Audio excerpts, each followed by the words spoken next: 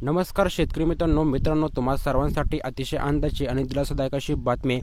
कारण की पीक विमा 2023 व 24चा शेतकऱ्यांच्या खात्यावरती जमा होण्यास सुरुवात झाली आहे. तर आता या ठिकाणी कोणत्या जिल्ह्यामध्ये हे पैसे जमा होत आहेत, त्याचबरोबर कोणत्या शेतकऱ्यांना हे पैसे मिळत आहेत, संपूर्ण काय माहिती आपण आज व्हिडिओमध्ये पाहणार आहोत.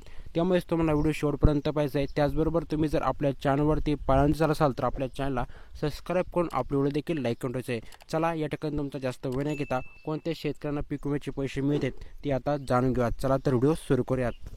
तर शेतकरी मित्रांनो, आज दुपारपासूनच शेतकऱ्यांच्या मोबाईलवरती SMS येणे प्राप्त झालेत, ज्यामध्ये त्यांना पीक विम्याचे पैसे त्यांच्या खात्यावरती जमा होत आहेत. तर आता या ठिकाणी तुमच्या खात्यावरती पीक विम्याचे पैसे जमा झालेत का ते नक्कीच आपल्याला कमेंटद्वारे कळवा.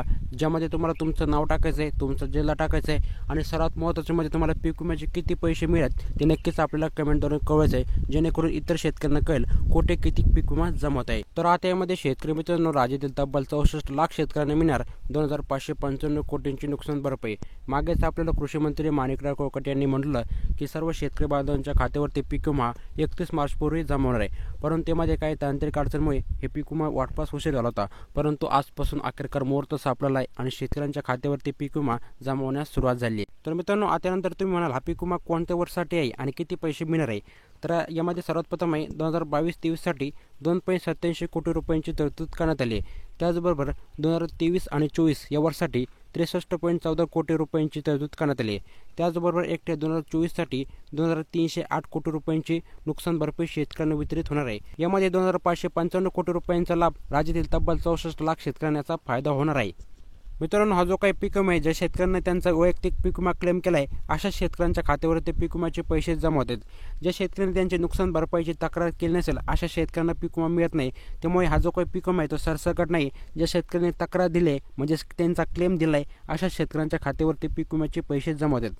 आता या ठिकाणी कोणत्या जिल्ह्यामध्ये हे पैसे जमा झालेत ते आता जाणून घ्या. मित्रांनो, आज प्रामुख्याने छत्रपती संभाजीनगर या डिव्हिजनमध्ये पैसे जमा झालेत, ज्यामधील जिल्हे आहेत जालना, त्यानंतर परभणी, हिंगोलीमध्ये सुद्धा पैसे जमा झालेत. आजपासून नांदेडमध्ये सुद्धा पैसे जमा होण्यास सुरुवात झाली आहे.